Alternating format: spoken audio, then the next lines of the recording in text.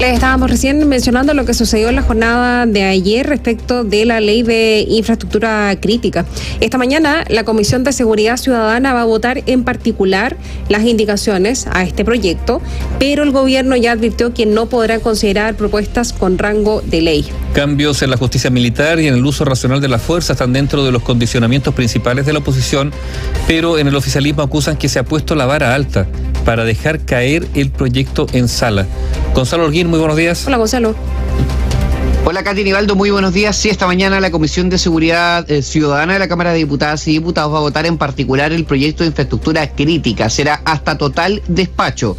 Sabemos, esta iniciativa incluye el despliegue militar por orden del presidente de la República, también en las fronteras. Si alguna vez el gobierno pensó que el acuerdo al que arribó en el Senado con un trámite rápido era garantía del mismo escenario en la Cámara Baja, esa noción se disipó rápido. Un cuestionamiento a falta de trabajo legislativo, mezclada con las duras críticas que hicieron el comandante en jefe del Ejército Javier Iturriaga y los exministros de Defensa Jorge Burgos y Mario Desbordes, desfondaron la función política principal de esta iniciativa: servir como vehículo para dar soluciones al norte sin tener que usar el estado de excepción constitucional de emergencia. Los diputados tenían hasta la noche de ayer para ingresar indicaciones, y en el primer comparado de texto entre la propuesta original y las indicaciones que estaban ingresando aparecen 29. Republicanos pidió que militares puedan tener funciones de orden público, idea que, como sabemos, desde el principio ha sido ampliamente criticada. Chile Vamos fue por definir con rango constitucional o de ley el llamado uso racional de la fuerza para casos en que militares hagan uso de su arma y que todo lo derivado de esas situaciones sea revisado por la justicia militar y no la justicia ordinaria. El diputado de RN, José Miguel Castro, hizo el punto de que esto es condicionante para respaldar el proyecto. Lo único que buscan es proteger a las Fuerzas Armadas cuando estén en la frontera. Sin esa protección legal, teniendo en cuenta de que un militar se puede ir a Punta Peuco por defender nuestra frontera, no vamos a apoyar este proyecto. Nos hemos allanado y queremos creerle a los parlamentarios. Y si son capaces de tomar en cuenta nuestras indicaciones. Sí, parte del problema para viabilizar esto es que estas propuestas son profundamente cuestionadas por el oficialismo. Por ejemplo, no solo cuestionan que la protección de los militares ante eventual uso de fuerza debe, ante todo, considerar materias de derechos humanos con foco en las personas migrantes que llegan al país y en las condiciones en que lo hacen. Además, es un sector que siempre ha sido reacio a que la justicia militar defina temas de la justicia ordinaria. Esta posición la resume el diputado de Acción Humanista e integrante de la Comisión de Defensa de la Cámara, Tomás Hirsch. Creo que los militares no deben estar involucrados en actividades con el control del orden público. Es muy complicado cuando empieza ese camino, después no tienes cómo detenerlo. Los militares tienen que hacer uso de la fuerza de un modo proporcional, de un modo adecuado. Tiene que ser además evaluado, ¿no es cierto?, en caso que haya alguna situación de transgresión, y para eso están los tribunales normales de la República. Bueno, también decir que el trabajo legislativo, prelegislativo, ha sido cuestionado por la impresión que tienen algunos legisladores de que el Ejecutivo pensó que el acuerdo arribado en el Senado significaría un trámite sin contratiempos y respetando la urgencia más intensa de la que se tiene a disposición en el reglamento del Congreso Nacional, que es la urgencia de discusión inmediata. Ya le pidieron formalmente al Ejecutivo que cambiara esa urgencia para debatir con más tiempo. Esta señal de que hoy es hasta total despacho muestra que eso no va a ocurrir. El diputado de Amarillos, Andrés Jonet, dijo que debería hacerse un proyecto aparte para el control de fronteras.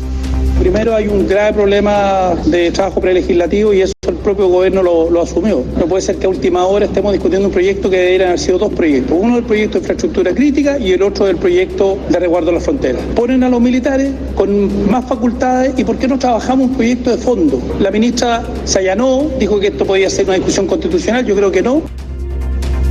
La ministra del Interior, Carolina Toá, fue categórica en señalar que muchos de estos temas podrían encontrar algún tipo de solución en discusiones como la de la Mesa de Seguridad, recordando en la instancia de seguridad ciudadana durante la jornada de ayer que la oposición se bajó.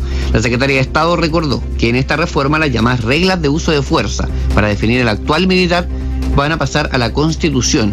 Pero este es el punto central, que las propuestas que está haciendo la oposición son de rango legal y no pueden discutirse en los tiempos de este proyecto.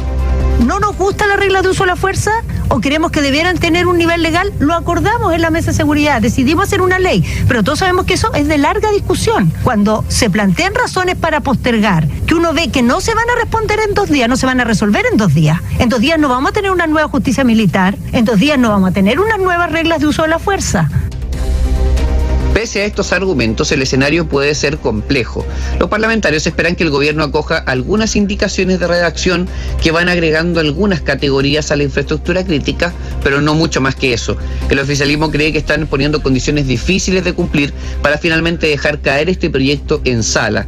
En las horas que vienen, el Ejecutivo debe buscar cerrar condiciones que no repitan el escenario de rechazo que tuvo el veto sustitutivo del proyecto de infraestructura crítica en el mes de agosto.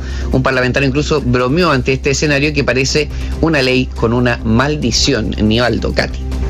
Había mucho reclamo en esta sesión que entiendo que se fueron crispando los ánimos conforme avanzaba la conversación respecto de que no se había escuchado, oído y más bien tomado en cuenta los pareceres y las declaraciones de los comandantes y jefes de las Fuerzas Armadas que habían dicho y habían dado una serie de declaraciones en torno a lo que a ellos les correspondía y las suspicacias que les generaba finalmente este proyecto. Entiendo que ayer se hablaba muchísimo de eso y de por qué no se les había dado un mayor espacio. Claro, efectivamente hay dos puntos, concretos de reclamación que tienen que ver primero con, por una cuestión lógica, ¿no? El tiempo que se le va a invertir a este trabajo de frontera, las capacidades que se tienen para ello. Incluso se habla de necesidad de que exista una instancia de entrenamiento, de adecuación, de protocolos. Hay que seguir insistiendo en que no es el rol para el que las Fuerzas Armadas están destinadas y preparadas. Entonces, eso es indesmentible. Pero al mismo tiempo es cierto que son los mismos parlamentarios de este sector político de oposición, aunque también ocurre en el socialismo democrático, que han pedido esta acción, que la han pedido por vía de un estado de excepción constitucional de emergencia, pero que se ha tenido un foco principal en el control fronterizo, y que cuando el gobierno puso esta idea sobre la mesa fue bien recibida, por lo menos para entender que era una medida concreta, que iba a tener un efecto inmediato y que iba a existir el compromiso político de que además esto fuese por vía de un decreto de fuerza de ley que tuviese un plazo corto de implementación. Inicialmente el gobierno iba a tener 1 año de plazo para implementar esto, y en el Senado se modificó y se redujo a 3 meses. O sea, esos son los márgenes, además de un compromiso de palabra de que dentro de esos 3 meses también se haga rápido la comprensión de que se necesita ese refuerzo para ese control fronterizo. Pero claro, efectivamente las presentaciones que hubo en la comisión, generaron una modificación no solo en el ánimo, en el discurso de las posiciones, que nos ha llevado a un momento en donde se pide más espacio para considerar estos factores y se pide una discusión más larga. Pero el problema, Katy, Nivaldo, es que no sabemos cómo se sale de esto ahora, porque si es que ese es el criterio que va a primar, entonces de nuevo nos encontramos en una situación en donde el debate por reforzar la frontera está detenido y no va a tener un efecto real ahora, porque si es que el proyecto se va a tercer trámite o se desfonda el elemento del control de fronteras, entonces el gobierno no tiene medidas nuevas que mostrar, a menos que se reactive la mesa de seguridad, y nosotros sabemos que ese es el debate central que está estancado, ¿no? Ahora, mira, hay que hacer un poco de historia, no sé la palabra de historia, pero sí. Ayer se aprobó la prórroga del estado de excepción para la macrozona sur, ¿no es cierto? Más de una ocasión, versión esos votos 16, digamos. Esos votos estuvieron condicionados a que se hiciera algo en la macrozona norte. Y para no andar con cuentos, hay muchísimas autoridades del norte de nuestro país, del oficialismo, y parlamentarios del oficialismo también, que han estado señalando en conversaciones privadas, en conversaciones con el gobierno, diciendo, oye, nosotros seguimos adelante, pero hay que usar a los militares para cuidar la frontera. Así de genérica era la petición. Entonces, claro, se le endosa al Ejecutivo la responsabilidad de aterrizar esa petición, que los militares resguarden la frontera, porque teóricamente con eso se solucionaría todo, y lo pongo en condicional, obviamente. Entonces, claro, el gobierno tiene que aterrizar esa demanda, que es una demanda que le hace sentido, sí, a la oposición, pero también a buena parte del oficialismo y del socialismo, del socialismo democrático en particular. Pero claro, el Ejecutivo que tiene que hacer esta pega, y cada cosa que no calce bien puede ser objeto de crítica. Pero aquí lo que ha habido es una presión de autoridades, no parlamentarias, de autoridades del norte, también del oficialismo, estoy hablando de gobernadores, alcaldes, en más de una ocasión así lo han expresado, pero también a nivel parlamentario, de parlamentarios del oficialismo que le han endosado esta petición al gobierno, y el gobierno verá cómo la implementa, y ahí es donde se producen, no sé si desajustes, pero un espacio donde pueden venir críticas de un lado y de otro, y el Ejecutivo que está metido al medio. si hay un cuestionamiento en torno a la conversación que parece no haberse tenido con las propias Fuerzas Armadas, ¿no? Porque, lo decía Andrés Llanet, hay una crítica de falta de trabajo prelegislativo en torno a cómo se satisface esa necesidad. Nosotros sabemos, y de hecho lo conversamos en algún momento con el alcalde de Arica, Germán Espíndola, que él planteaba que la solicitud del estado de excepción constitucional en el norte era una petición que efectivamente se estaba haciendo de parte de parlamentarios de diversos sectores. Bien dice Nivaldo, no puedo no pensar en la diputada del Partido Socialista, Danisa Astudillo, que lleva meses planteando la necesidad de que esta medida se concrete, que se lo ha pedido en reiteradas ocasiones a la ministra Siches en su momento, ahora a la ministra Tobá, para ilustrar el punto de que esto no es una cuestión de la típica diada de oposición-gobierno. Esto es un tema mucho más transversal y mucho más amplio. El tema es que aquí se pone de relieve que, y esto lo decía un parlamentario de la comisión, se buscan soluciones rápidas, urgentes, que tengan sentido de realidad para ser implementadas, a costo de saltarse debates mucho más profundos, que tienen que ver con las atribuciones y las capacidades actuales de las fuerzas permanentes del Estado de resolver una situación que no tienen las capacidades para resolver.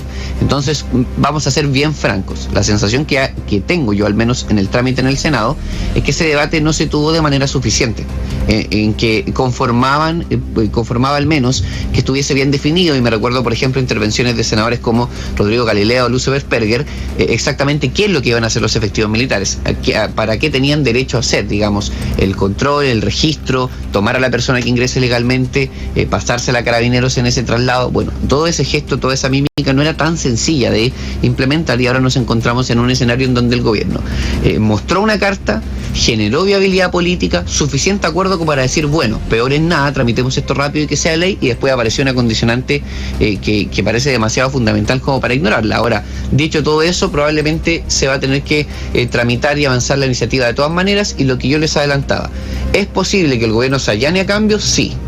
No creo que sean, o la sensación no está instalada para que estos sean tan profundos como para que tengamos que ir a tercer trámite, o para que tengamos que desechar la idea de que los militares tengan que ir a la frontera, porque la gracia de este proyecto es precisamente esa.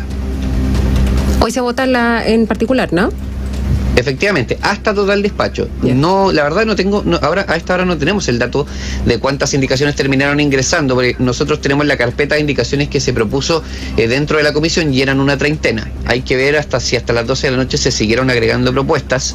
De nuevo, esto se supone que no debió haber ocurrido. En un escenario ideal hay una conversación amplia que permite que sí, efectivamente puedan haber algunas indicaciones, pero que no exista esta solicitud de que se remueva una urgencia tan urgente como la discusión inmediata, ni que prácticamente se quiera volver a foja cero en el debate político de un proyecto que, le volvemos a recordar, generó más de un dolor de cabeza durante el mes de agosto a este gobierno, y ahora vuelve a ser un problema cuando se supone que era una llave para destrabar un problema político que sigue, que es el de pedir estado de excepción en el norte. Gracias, Gonzalo. Muy buenos días. Chao, Gonzalo, hasta pronto.